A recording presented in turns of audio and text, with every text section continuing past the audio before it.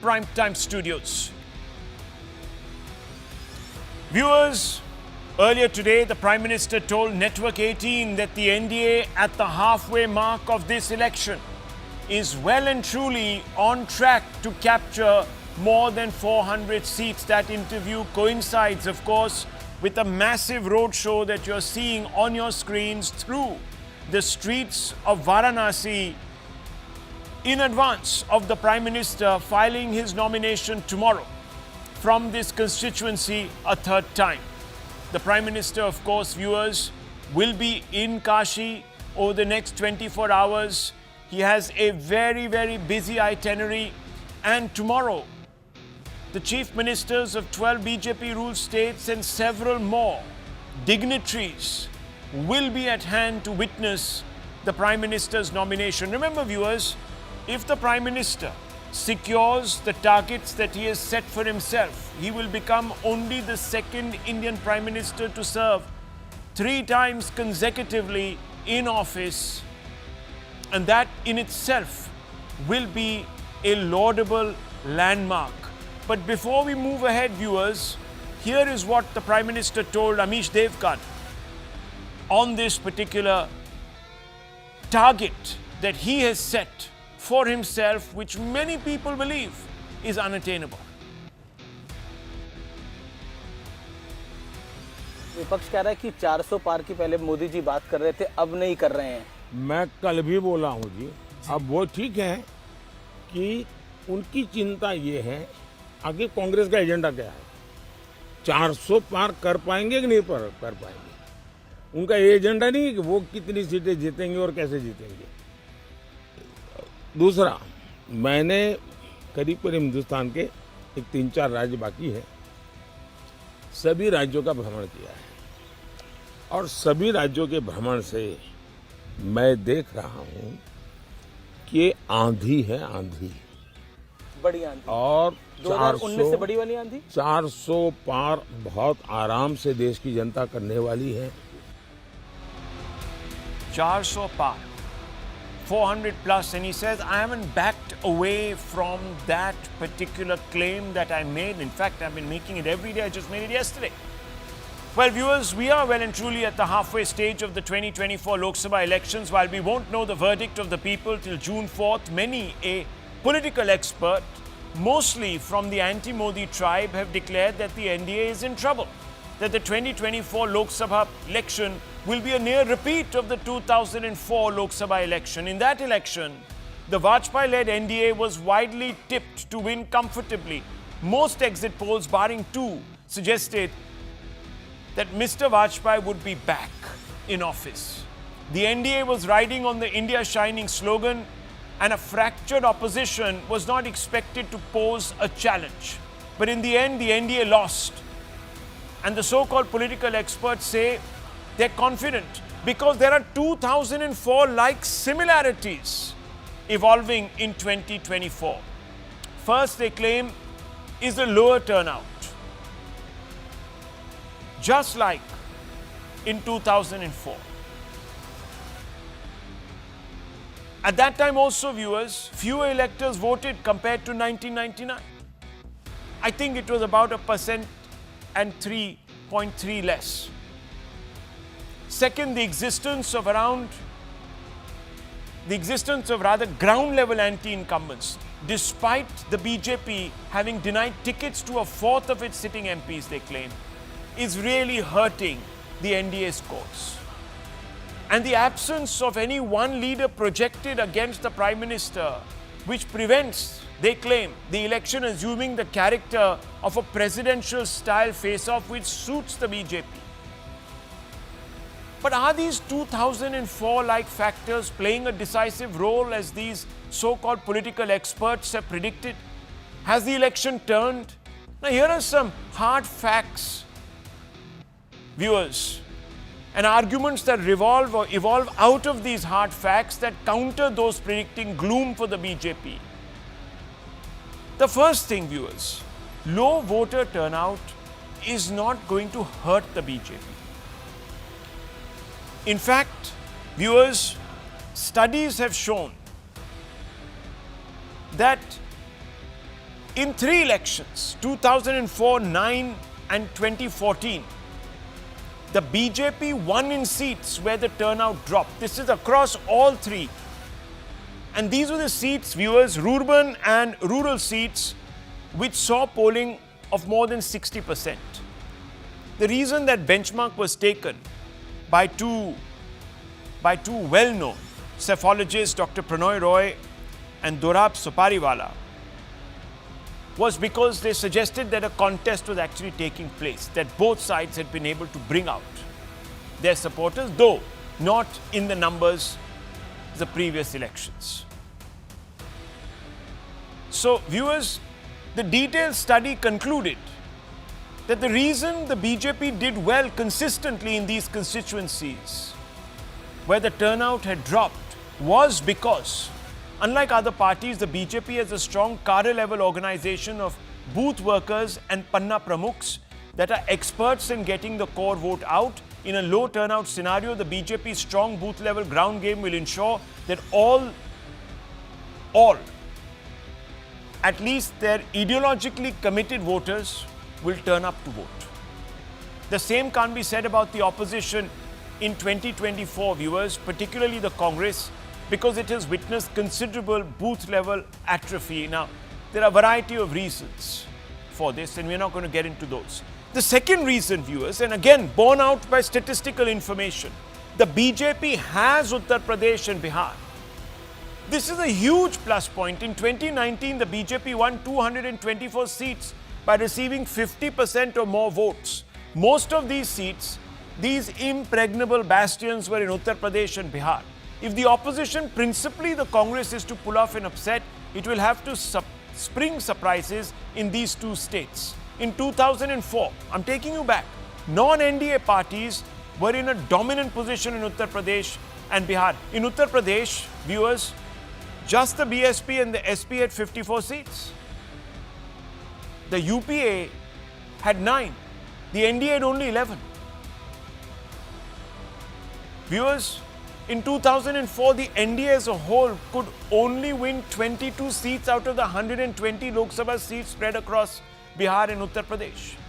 Now, in this election, even if 10% of the votes shift away from the NDA in this election, only a very brave analyst will predict the NDA's utter collapse in these states, which are considered the gateway to the throne in Delhi. Then, viewers, the BJP has shot off its Ramban.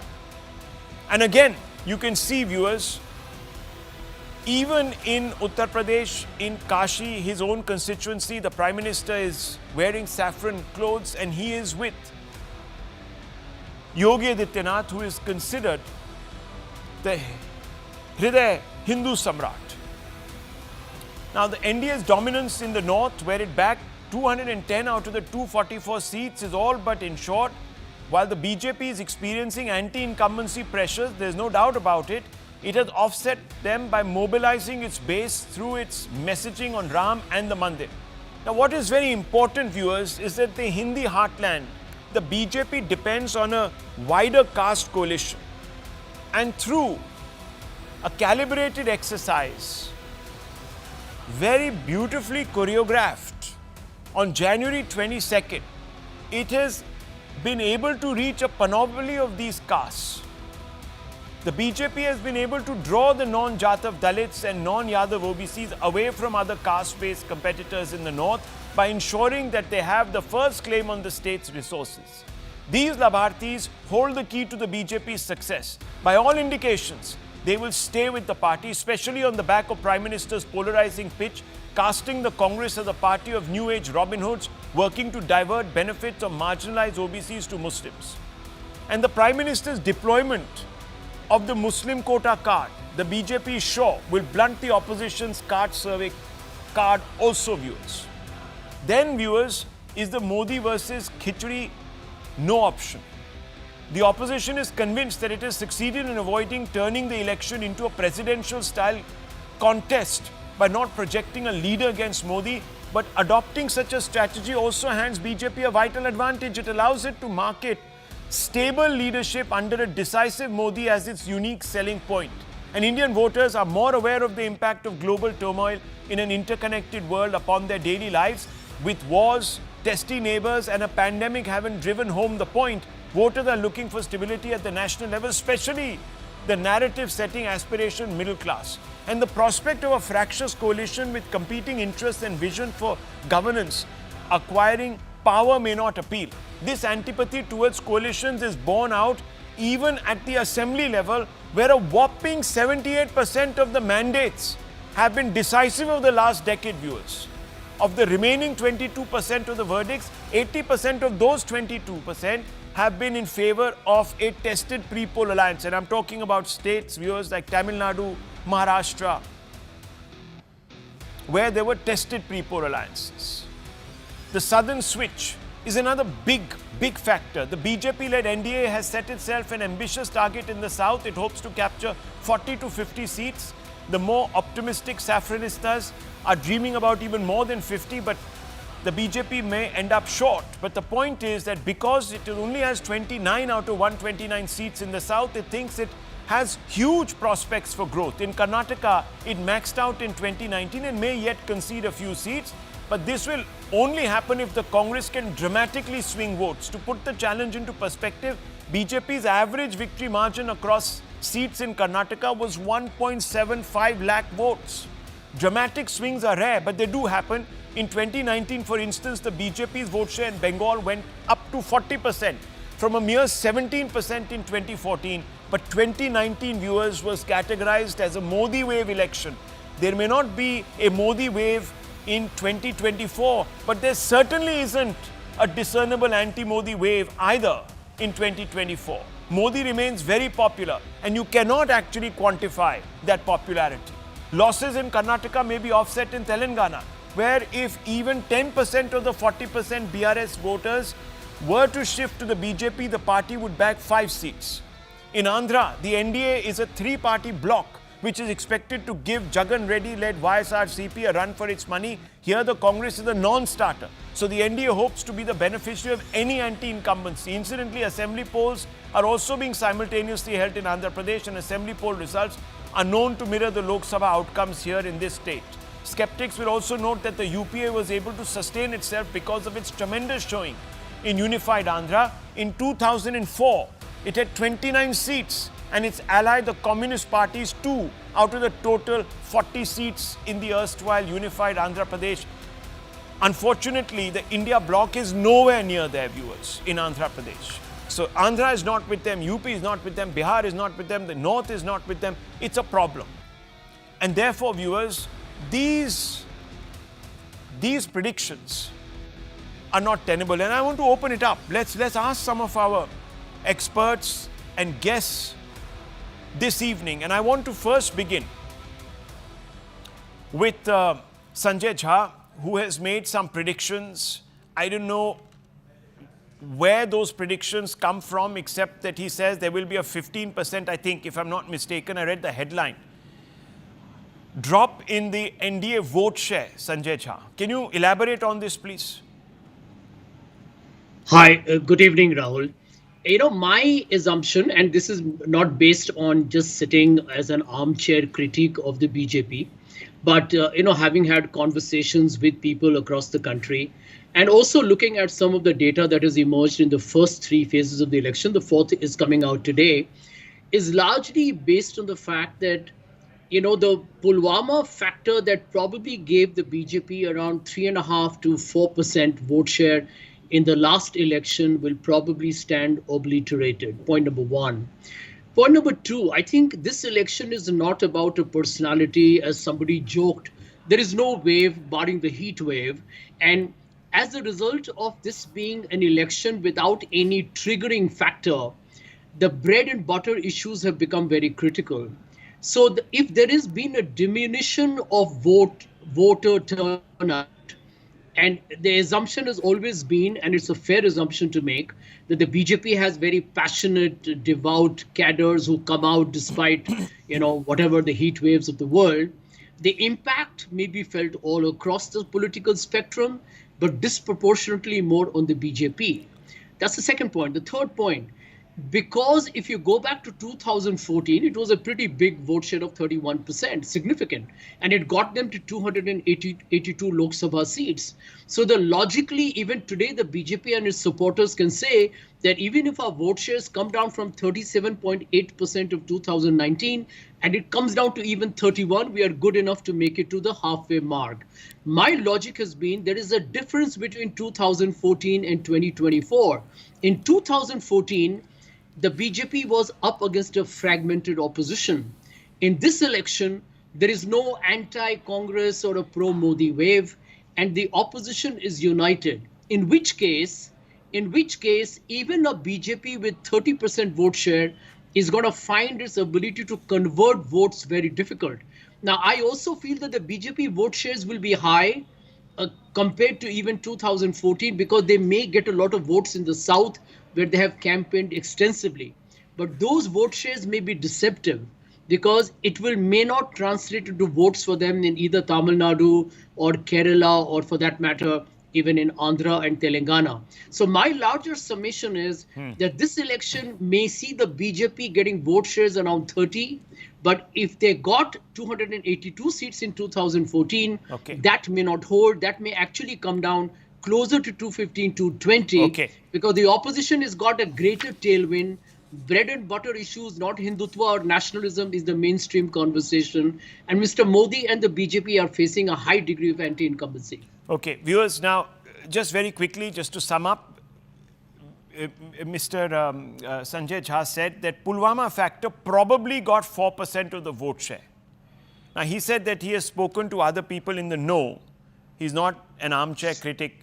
I hope you didn't speak to other armchair critics, but I don't know where we've got this 4% Pulwama vote share impact from. I don't know how that we have even come to mathematically compute the impact of Pulwama. So viewers, we set that aside for 30 seconds. He said there's no personality, there's no triggering factor. Modi is the triggering factor, viewers. Either you're with him or you're against him.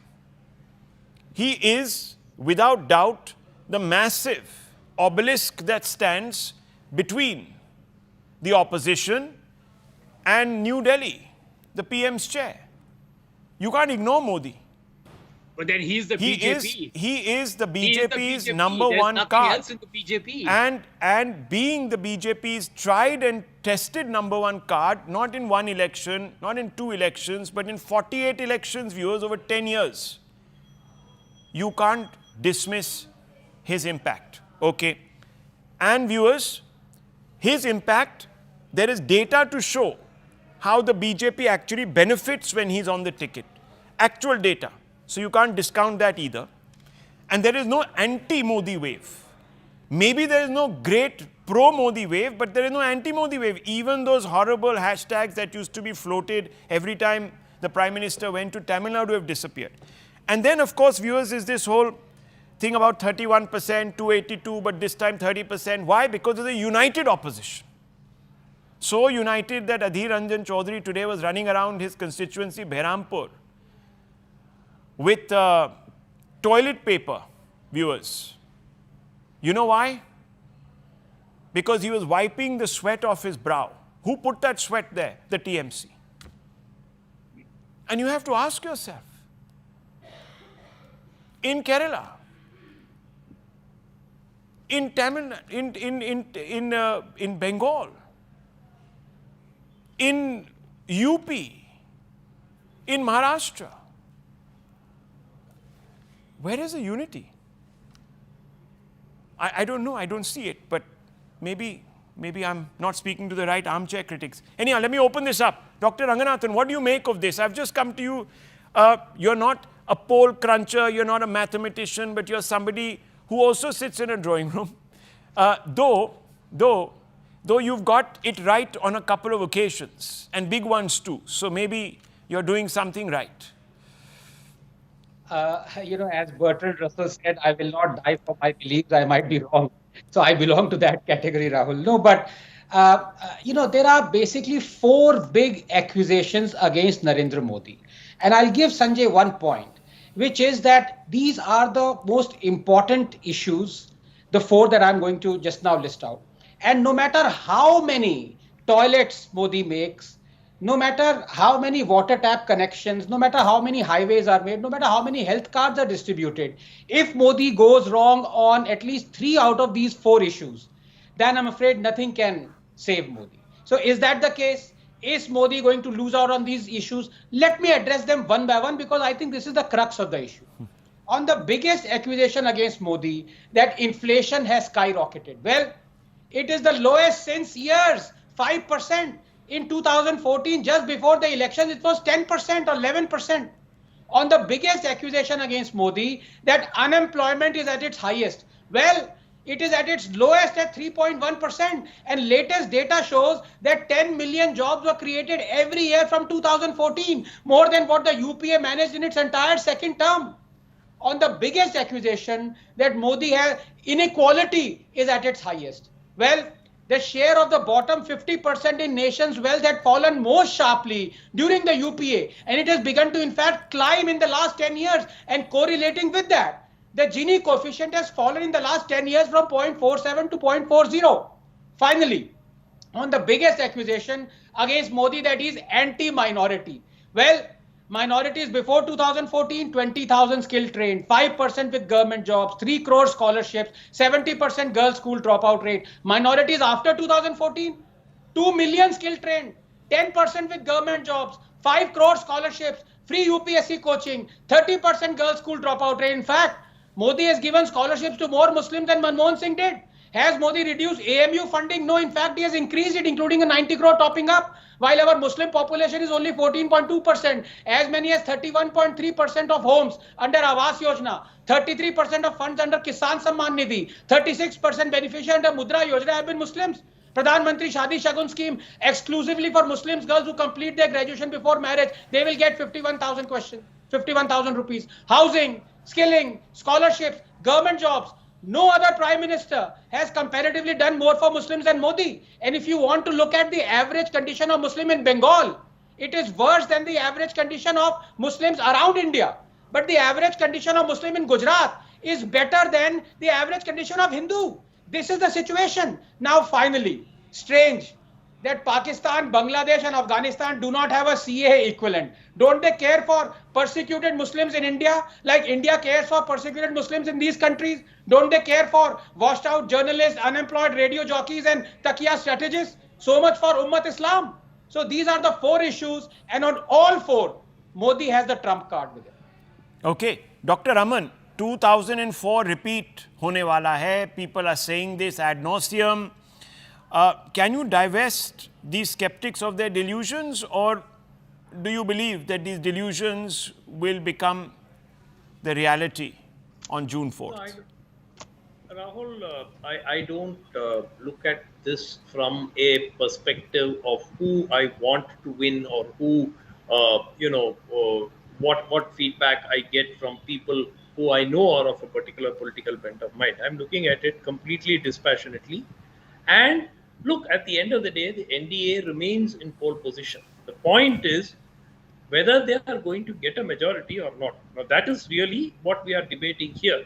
And as this campaign has gone on, the 400, which anyway was never going to happen, then it became, will 350 happen? Then will 320 happen? And now 300 happen. Now we are at a stage where we are asking, will they get a majority or not? Now, it is still possible that by, they could end up close to a majority. It is still possible. I don't see that as an impossibility.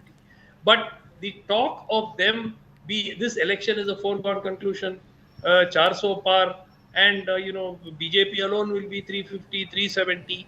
All of that is not going to happen. And as each phase goes on, the possibility of them getting a majority is starting to shrink. And that is noticeable from the fact that the Prime Minister's speeches have become increasingly polarizing. And, except in the 2 interviews, this 400 par is not routinely, has not figured in any of his campaign speeches in the last week or 10 days. It's been largely a polarizing rhetoric.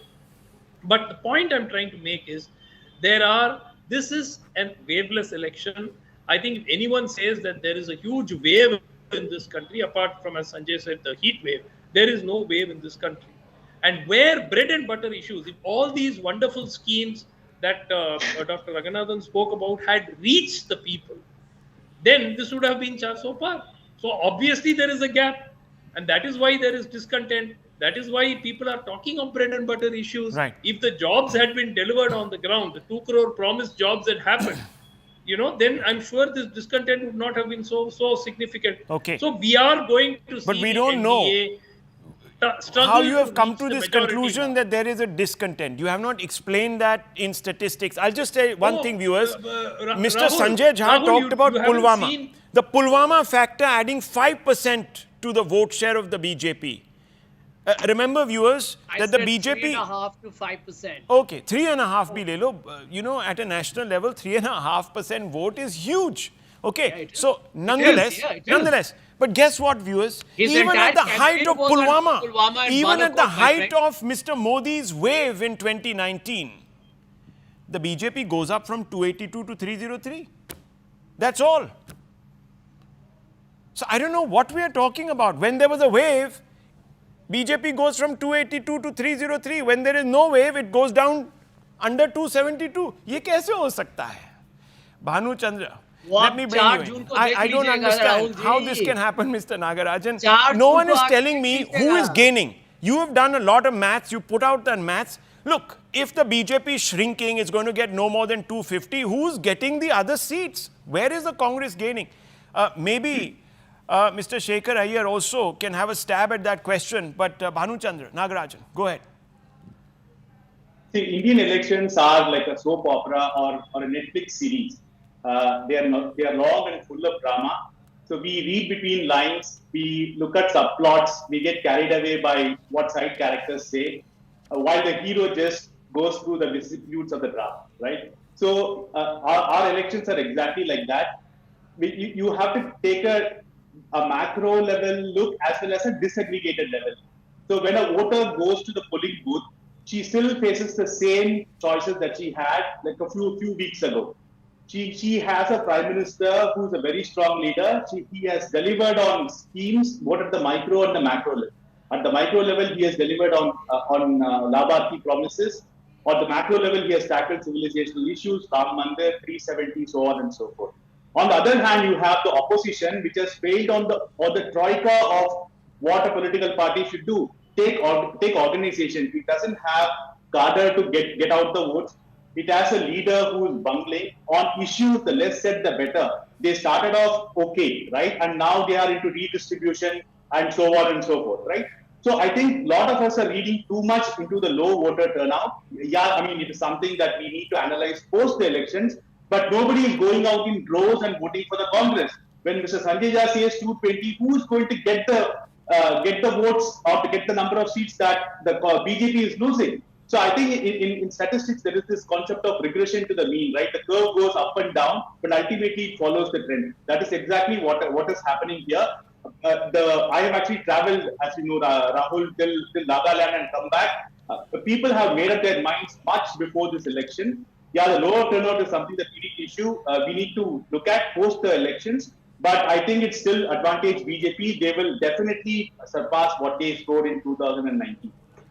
Okay, viewers, I've just done a quick, Shekhar Iyer, please have a stab at this. Who's gaining? Fine, BJP is getting thammed. Who is gaining? Please explain to me. Well, actually, there is a scare among voters when they think of the opposition.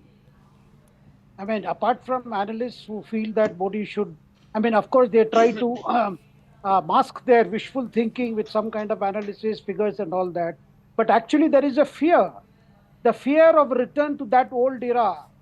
People keep asking. I mean, those people are not some great analysts. Those people realize that Modi is sincere in his attempt to sort out the problems, and things have been more messier than earlier thought. And that faith has not come down. And also the fact, who would you want as Prime Minister among the opposition? Do they trust Rahul Gandhi? Not at all. Do they trust Akhilesh Yadav? Not at all. Do they trust Tejasvi Yadav? I mean, at a national level? Not at all. Or would they trust M.K. Stalin? Not at all. That's the problem. Because opposition and all this talk of unity, you are right, Rahul, where is the unity? There is no unity. And the organization mess, faced by Samajwadi Party in Uttar Pradesh, faced by Congress in several states, is seen to be believed. Even at a state like Orissa, where Naveen Patnaik has been around for more than, since 2000, what is the state of affairs of the Congress? Has Congress set right Orissa, where 21 Lok Sabha seats are there? And this time BJP is putting up a good fight. See, the problem is, the advantage that the opposition has gained is in the last few days is over the social media. And this attempt to say that things have gone wrong, first round gone, second round gone, third round gone. It is that which is keeping this, the buzz around. Otherwise, on the ground, I don't think anything has changed right from the beginning.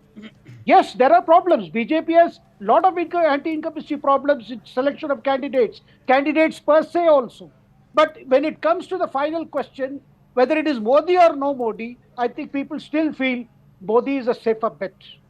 There is no doubt about it. And there is no, and as for PM not saying 400 par, even in your interview to News 18 today, he has mentioned that I said it yesterday. I keep saying it. I said at his campaign meetings. I said specifically He's saying it, at sir. his Even campaign. He yesterday himself said.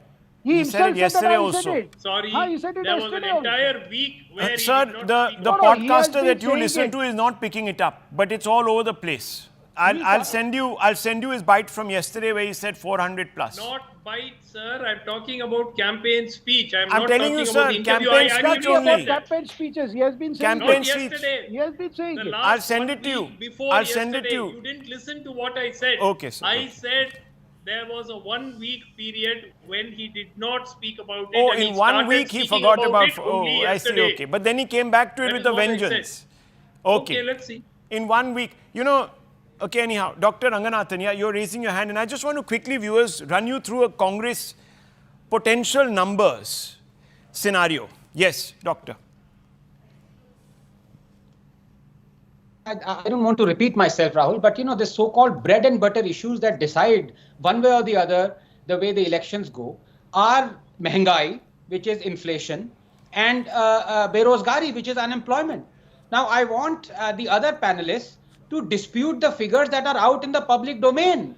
Very recently, just Professor Bhalla and Karan Bhasin, brilliant economists, have proved that from 2014 to 2022, 85 million jobs were created.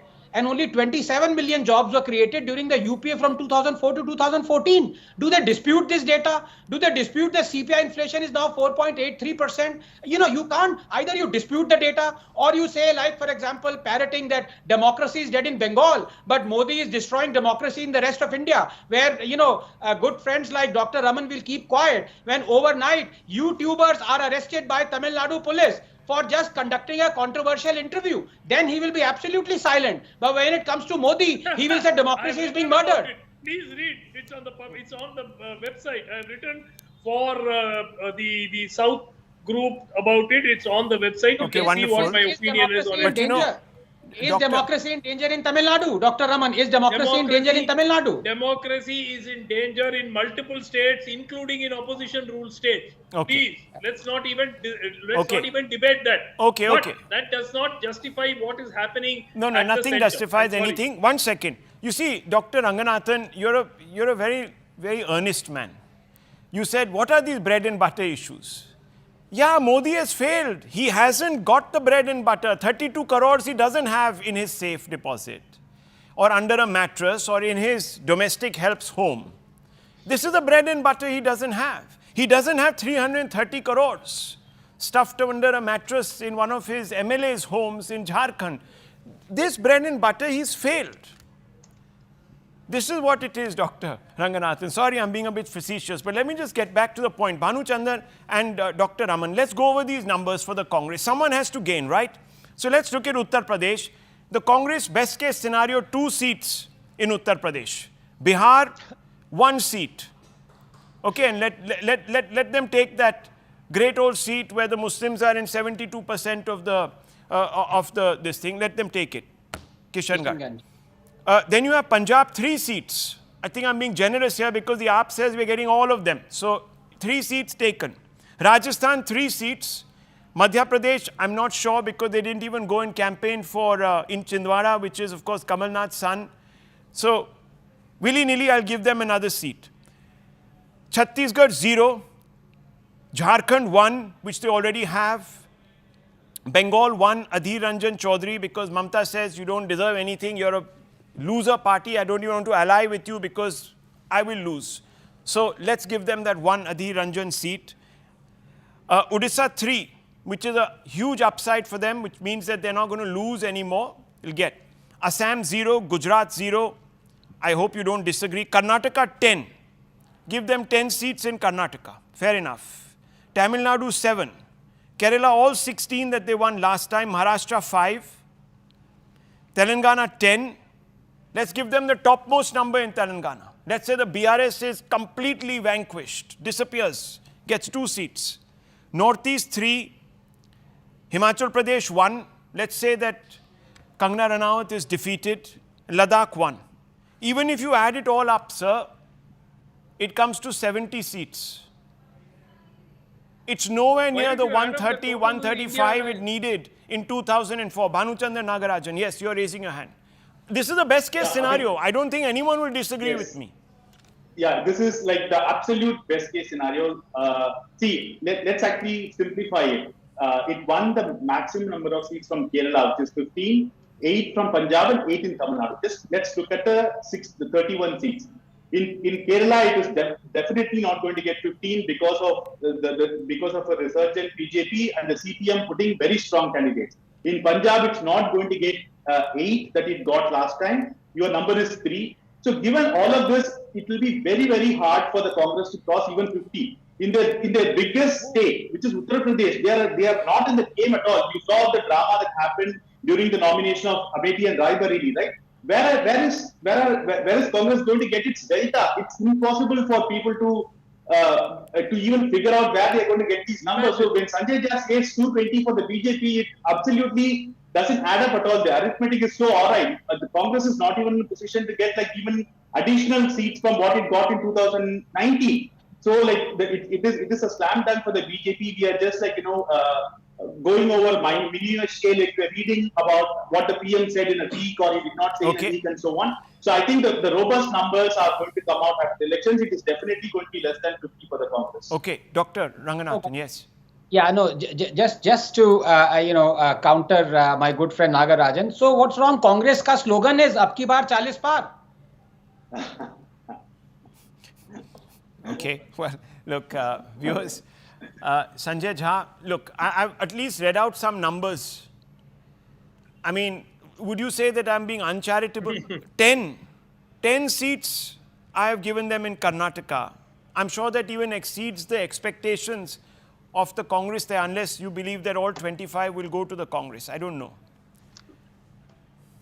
Rahul, you're a very charitable guy. You just gave the Congress 10 seats. I mean, I got to admit, you are one of the most large-hearted television anchors I've seen. Yeah. But, unfortunately, I will tend to tell you that people like us who are on the panel, we have our own political investments. I can make out very clearly which individual panelist is on which side, and we have our fundamental right to bat for the side. There's nothing wrong with it. All I'm going to tell you is that on June 4th, you're going to head for a spectacular surprise. Okay. And one of the reasons behind that is going to be the farmers. Please don't ignore them. They're almost 70% of India. Unemployed youth, pretty much the largest chunk of India's demographic dividend. Poverty, which has risen alarmingly, even if some people here will quote data of Niti Aayog. And more importantly, women who have been so disadvantaged and disempowered under Mr. Modi's government. If anybody here is being so cocky or arrogant to believe that these people don't matter, that the urban elite ordering avocado on toast and on Swiggy and Zomato will determine this election, or 140 billionaires will decide the election, to them I'll say good luck. That's all. Okay, viewers, look, just 4 months, 5 months ago, we had a set of elections in the Hindi heartland. The same points were made, down to a T. Nothing changed, viewers. And in fact, it was just a month and a half, 2 months after the India Alliance was birthed, the great experiment in unification. And just about 6 months before, the Karnataka election had happened, where Rahul Gandhi single-handedly marched his party back into power. And you saw the result. Same issues, viewers, even the caste census was an issue back then. And we are talking about tribal states like Chhattisgarh. We're talking about Rajasthan, again, tribal, Dalit states. We're talking about Madhya Pradesh, where it was supposed to be an absolute evisceration.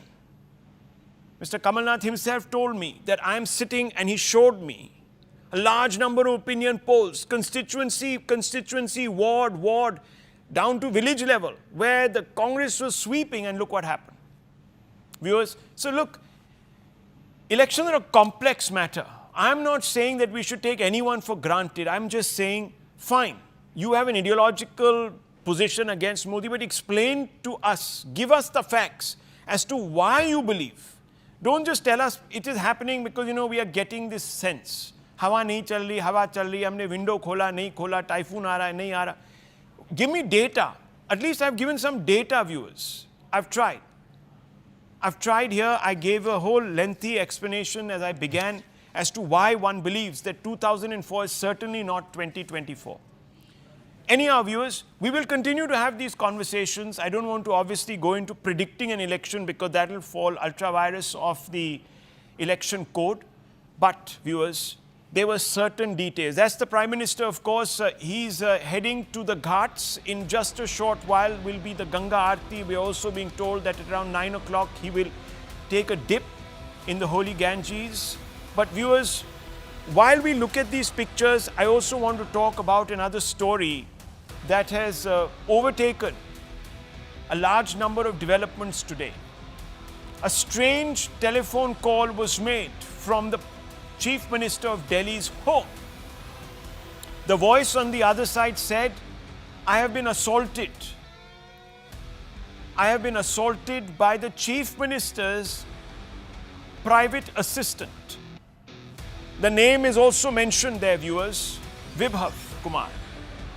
In that particular call log, that call came from a number identified with a prominent member of parliament from the Aam Aadmi Party.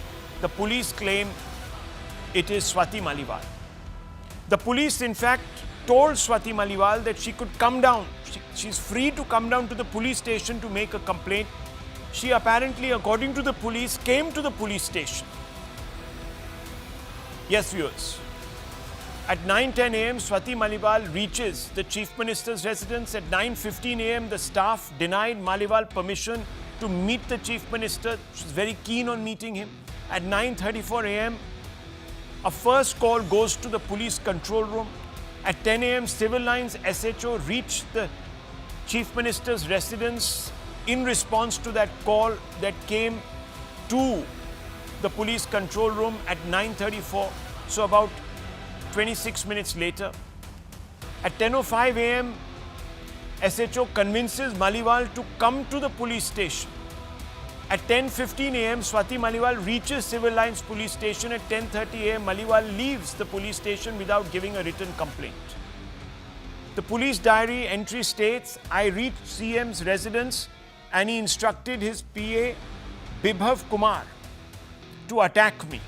That's what is written there, the log of the complaint that was made.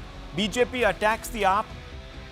It comes out and says that the AAP needs to clarify because it has a history of ill-treating women.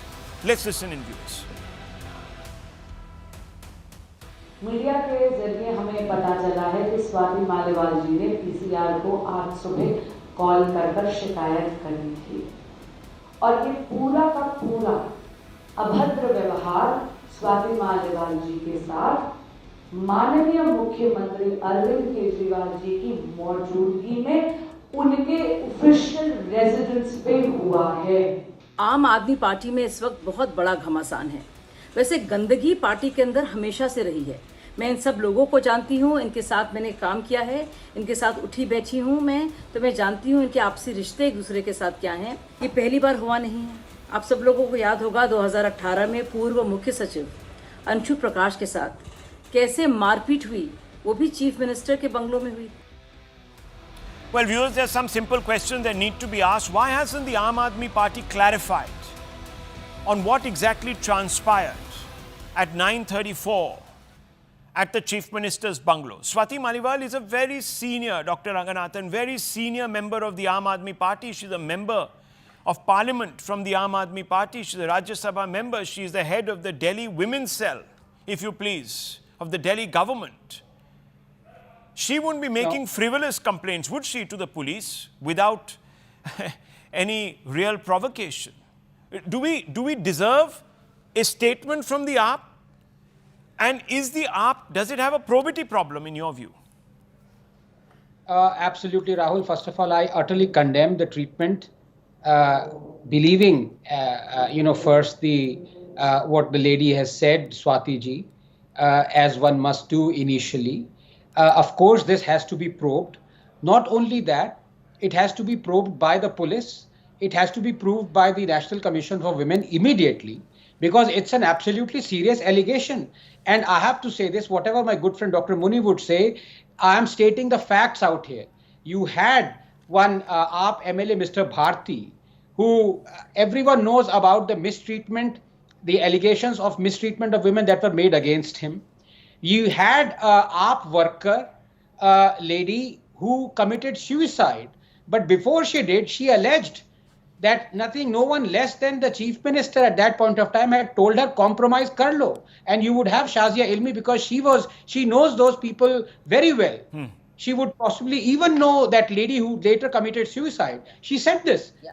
No probe was ever conducted. Okay. No probe was ever ordered by Mr. Kejriwal. So, but here, this is a very serious matter, coming straight from a woman who was actually at the residence of the chief minister, and who then accompanied the police officer to the police station. These are not just verifiable facts; these are actual facts. Dr. Muni, I wonder how can was Swati Maliwal suddenly threatened to keep quiet, withdraw, retract her complaint, or turn away from the police station? She clearly is the complainant. The police have said so. She makes a call from her phone. The phone call, the exact transcript is recorded. She goes to the police station. She hasn't come out and said this is all lies. The AAP tried to say it's all lies. It was fake news. Then you have evidence in the form of the police record out there. And you have no responsibility, sir, to make it clear to anybody.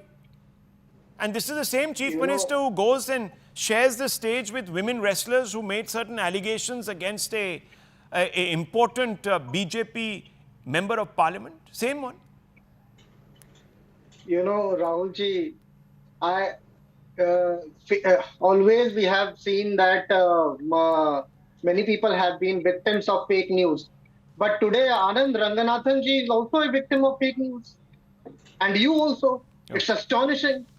Till now, an unidentified lady calls PCR saying that she has been attacked by Vibhav Kumar at the Delhi CM residence. SHO goes there, and then the Swati Maliwal comes to the police station and does not file any complaint and goes back.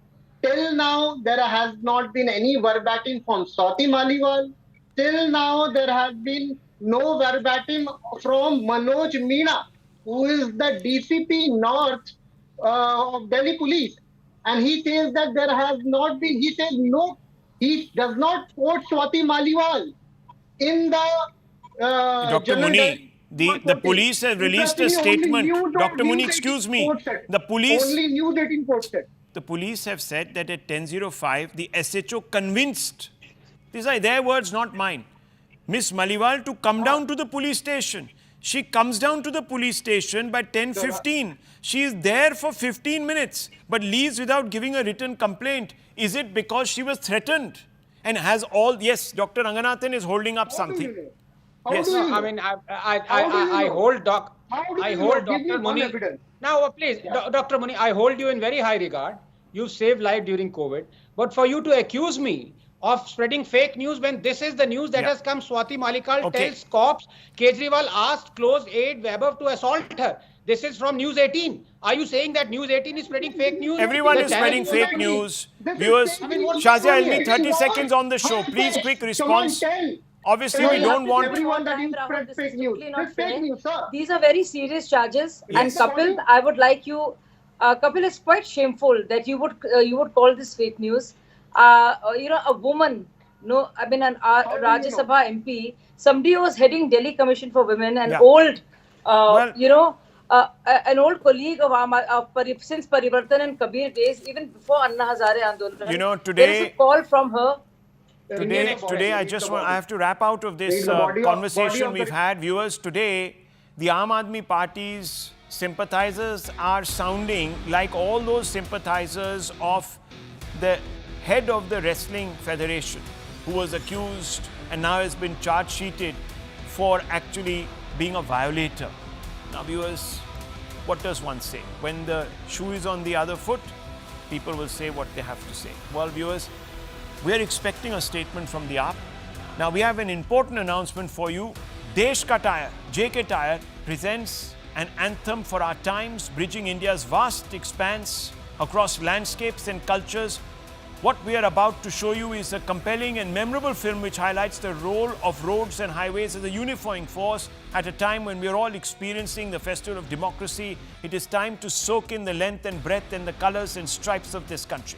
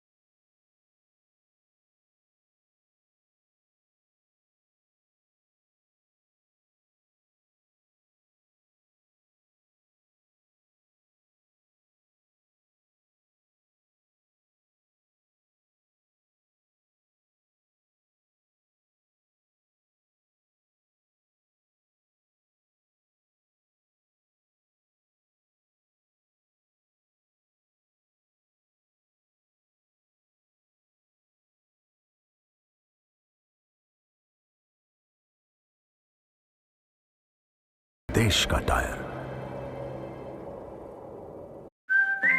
सरकार बनेगी और इसलिए इन सभी राज्यों में जी सरकार बनना तय है। आंध्र तेलंगाना में भी क्लीन स्वीप होने वाला है। एक मैं पूरे देश घूम रहा हूं चुनाव के लिए। एक चीज मैंने देखी, इस चुनाव में नैरेटिव बार बार बदले। पहले नैरेटिव आया रिजर्वेशन का, फिर आया नैरेटिव की बीजेपी के लीडर्स के फेक वीडियो चलाए गए। नैरेटिव बार बार बदल रहे हैं, कैसे देखते हैं आप इसको? इसको आप नैरेटिव नहीं कह सकते हैं। चुनाव का नैरेटिव एक ही है और वो है फिर से एक बार मोदी सरकार। जी, चुनाव मोदी का फैक्टर है इस चुनाव का। चुनाव का नैरेटिव एक ही है, अब की बार 400 पार। नैरेटिव वही है, लेकिन एक नैरेटिव जो पूरे लोग देश- हताश हैं, निराश हैं, जो मुद्दों की तलाश में हैं, जी उनके लिए बार बार वो खोज रहे हैं कैसे टिके, कैसे लोगों के बीच में रहे।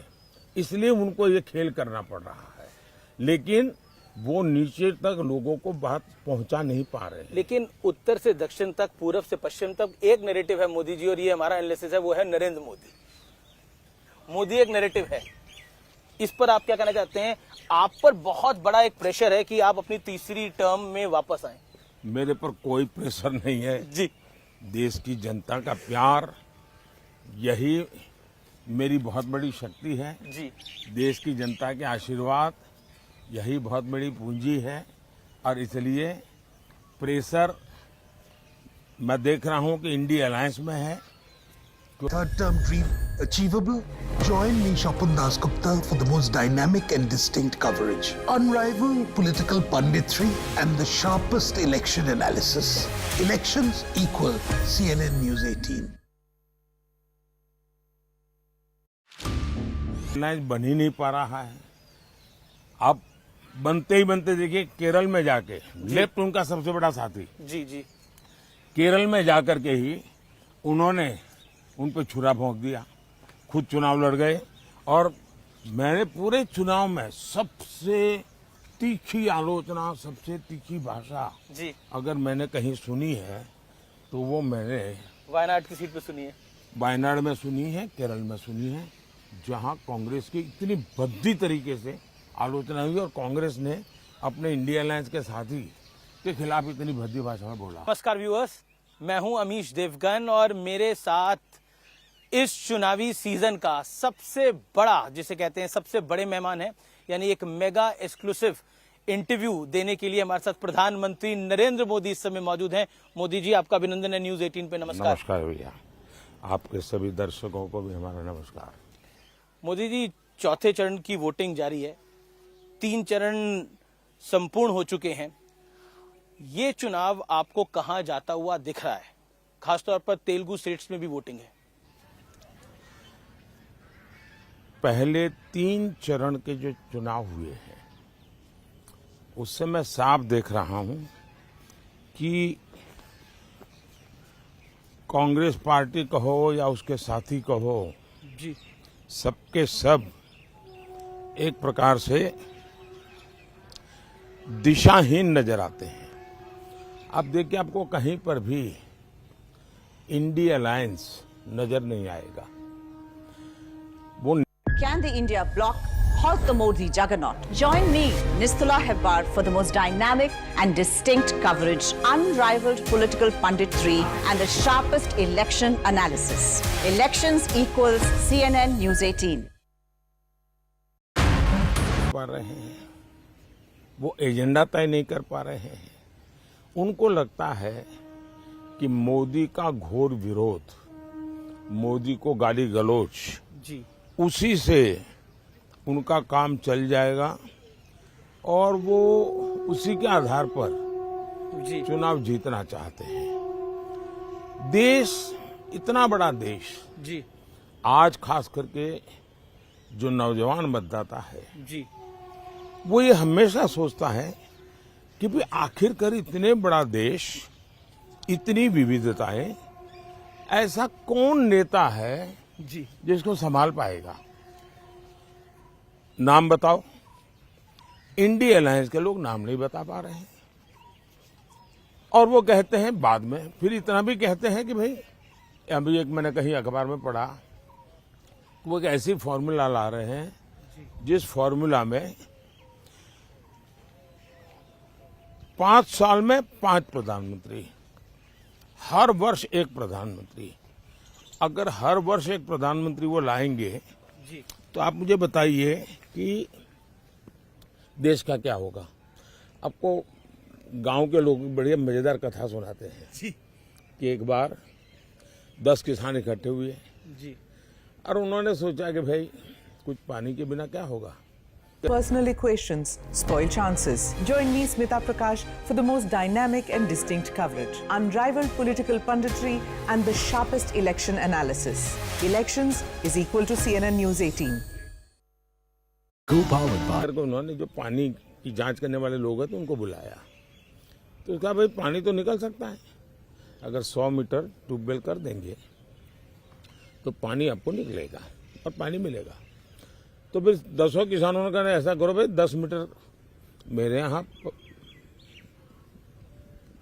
गड्ढा करो जी, दूसरे ने कहा 10 मीटर मेरे यहाँ करो, तीसरे 10 ने कहा 10-10 मीटर कर लो, 100 मीटर हो जाएगा, क्या पानी निकलेगा क्या?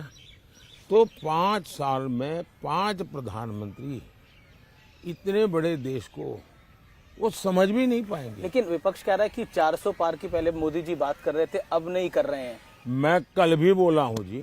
अब वो ठीक है कि उनकी चिंता ये है, आखिर कांग्रेस का एजेंडा क्या है? 400 पार कर पाएंगे कि नहीं कर पाएंगे?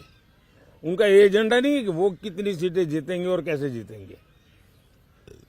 दूसरा, मैंने करीब हिंदुस्तान के एक 3-4 राज्य बाकी है, सभी राज्यों का भ्रमण किया है और सभी राज्यों के भ्रमण से मैं देख रहा हूं कि ये आंधी है, आंधी, बड़ी आंधी। और 2019 से बड़ी वाली आंधी 400 पार बहुत आराम से देश की जनता करने वाली है।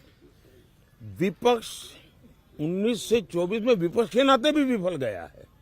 जो लोग विपक्ष के नाते भी विफल गए हो, उनको इतना बड़े देश का कारोबार कौन देगा? लेकिन एक सवाल मन में आता है कि बीजेपी ने 2019। This is CNN News 18 and Federal Bank Prime Time Studio.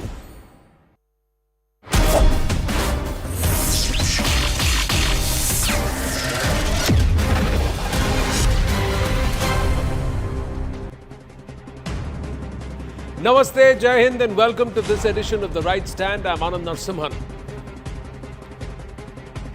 Ladies and gentlemen, right at the top of this edition, we have an important announcement for you. Desh Ka Tire, JK Tire, presents an anthem for our times, which brings alive the idea of India meets India.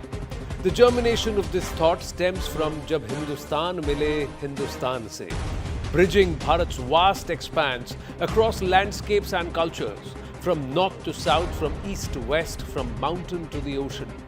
There is a unifying force that keeps us all moving forward. Desh Ka Tire, JK Tire. A compelling and memorable film which highlights the role of roads and highways as a unifying force, one that connects us, 140 crore Indians, from Kashmir to Kanyakumari. The song has been beautifully sung by Mohit Chauhan with music composed by Shamir Tandon and lyrics by Amit Gujral. The film has been brought to life by renowned director Bharat Bala. At a time when we are all experiencing the festival of democracy, that is the Indian elections, it is time to soak in the colors and stripes of this country.